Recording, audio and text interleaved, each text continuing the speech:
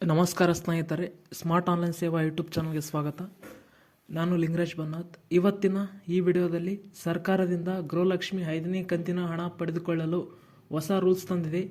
ಆ ರೂಲ್ಸ್ ಬಗ್ಗೆ ಮಾಹಿತಿ ತಿಳಿಸಿಕೊಡಲಿದ್ದೇನೆ. ಸಂಪೂರ್ಣ ಮಾಹಿತಿ ತಿಳಿಯಲು ಸ್ಕಿಪ್ ಮಾಡದೆ ವಿಡಿಯೋವನ್ನು ಕೊನೆ ತನಕ ನೋಡಿ ಸ್ನೇಹಿತರೆ. ವಿಡಿಯೋ ಸ್ಟಾರ್ಟ್ ಮಾಡುವ ಮುಂಚೆ ಇನ್ನೂ ಯಾರು ನಮ್ಮ ಸ್ಮಾರ್ಟ್ ಆನ್ಲೈನ್ ಸೇವಾ ಯೂಟ್ಯೂಬ್ ಚಾನಲನ್ನು ಸಬ್ಸ್ಕ್ರೈಬ್ ಮಾಡಿಕೊಂಡಿಲ್ಲ, ಇದೇ ರೀತಿ ಹಲವು ಉಪಯುಕ್ತ ಮಾಹಿತಿಯನ್ನು ಒಂದೇ ವೇದಿಕೆಯಲ್ಲಿ ಪಡೆದುಕೊಳ್ಳಲು ನಮ್ಮ ಸ್ಮಾರ್ಟ್ ಆನ್ಲೈನ್ ಸೇವಾ ಯೂಟ್ಯೂಬ್ ಚಾನಲನ್ನು ಸಬ್ಸ್ಕ್ರೈಬ್ ಮಾಡಿಕೊಳ್ಳಿ. ಹಾಗೆ ನಾವು ನೀಡುವ ಮಾಹಿತಿ ಉಪಯುಕ್ತವಾದಲ್ಲಿ ವಿಡಿಯೋಗೆ ಒಂದು ಲೈಕ್, ಶೇರ್ ಮಾಡುವ ಮುಖಾಂತರ ನಮಗೆ ಇನ್ನೂ ಹೆಚ್ಚು ವಿಡಿಯೋ ಮಾಡಲು ಪ್ರೋತ್ಸಾಹಿಸಿ. ಕಾಂಗ್ರೆಸ್ ಸರ್ಕಾರದ ಗ್ಯಾರಂಟಿ ಯೋಜನೆಗಳಲ್ಲಿ ಒಂದಾದ ಗೃಹಲಕ್ಷ್ಮಿ ಯೋಜನೆಯಡಿ ಪ್ರತಿ ಮನೆ ಯಜಮಾನಿಯರಿಗೆ 2,000 ರೂಪಾಯಿ ಹಣ ನೀಡಲಾಗುತ್ತಿತ್ತು.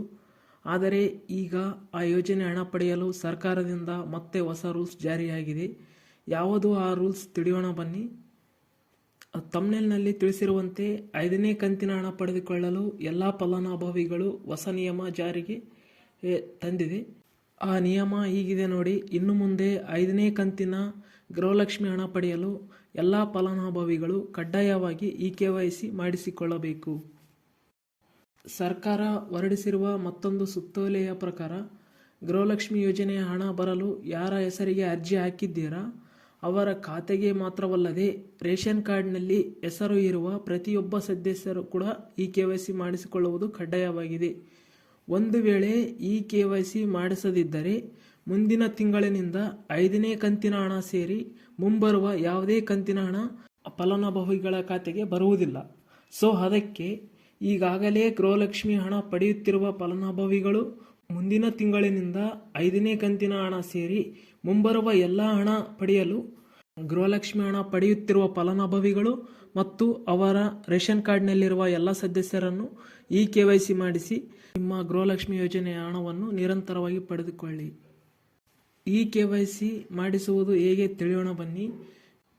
ಗೃಹಲಕ್ಷ್ಮಿ ಹಣ ಪಡೆಯುತ್ತಿರುವವರನ್ನು ಸೇರಿ ರೇಷನ್ ಕಾರ್ಡ್ನಲ್ಲಿರುವ ಎಲ್ಲ ಸದಸ್ಯರಿಗೆ KYC ಮಾಡಿಸಲು ಆದೇಶ ಹೊರಡಿಸಿದ್ದಾರೆ.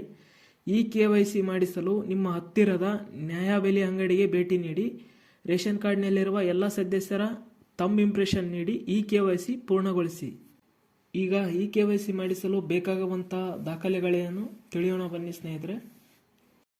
ನಿಮ್ಮ ರೇಷನ್ ಕಾರ್ಡ್ ಮತ್ತು ನಿಮ್ಮ ರೇಷನ್ ಕಾರ್ಡ್ನಲ್ಲಿರುವ ಎಲ್ಲ ಸದಸ್ಯರ ಆಧಾರ್ ಕಾರ್ಡ್, ಈ ಎಲ್ಲ ದಾಖಲೆಗಳೊಂದಿಗೆ ನಿಮ್ಮ ಹತ್ತಿರದ ನ್ಯಾಯಬೆಲೆ ಅಂಗಡಿಗೆ ಭೇಟಿ ನೀಡಿ KYC ಪೂರ್ಣಗೊಳಿಸಿ.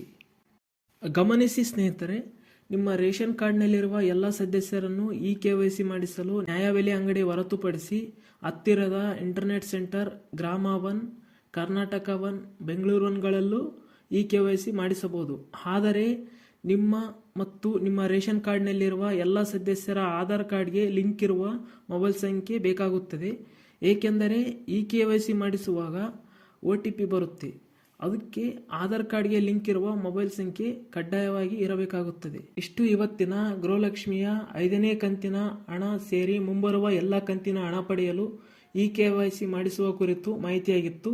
ಈ ಮಾಹಿತಿಯನ್ನು ನಿಮ್ಮ ಸ್ನೇಹಿತರು, ಕುಟುಂಬದ ಸದಸ್ಯರು ಮತ್ತು ಯಾರೆಲ್ಲ 5ನೇ ಕಂತಿನ ಹಣ ಪಡೆಯಲು ಇನ್ನೂ KYC ಮಾಡಿಸಿಲ್ಲ ಅವರೆಲ್ಲರೊಂದಿಗೆ ಶೇರ್ ಮಾಡಿ ಅವರಿಗೂ ಇದರ ಲಾಭ ಪಡೆದುಕೊಳ್ಳಲು ಸಹಾಯ ಮಾಡಿ ಅಂತ ಹೇಳುತ್ತಾ ಈ ವಿಡಿಯೋವನ್ನು ಇಲ್ಲಿಗೆ ಮುಗಿಸ್ತಾ ಇದ್ದೇನೆ. ಮುಂದೆ ಇದೇ ರೀತಿ ಮಾಹಿತಿ ಪಡೆದುಕೊಳ್ಳಲು ನಮ್ಮ ಸ್ಮಾರ್ಟ್ ಆನ್ಲೈನ್ ಸೇವಾ ಯೂಟ್ಯೂಬ್ ಚಾನಲನ್ನು ಸಬ್ಸ್ಕ್ರೈಬ್ ಮಾಡಿಕೊಳ್ಳಿ ಸ್ನೇಹಿತರೆ.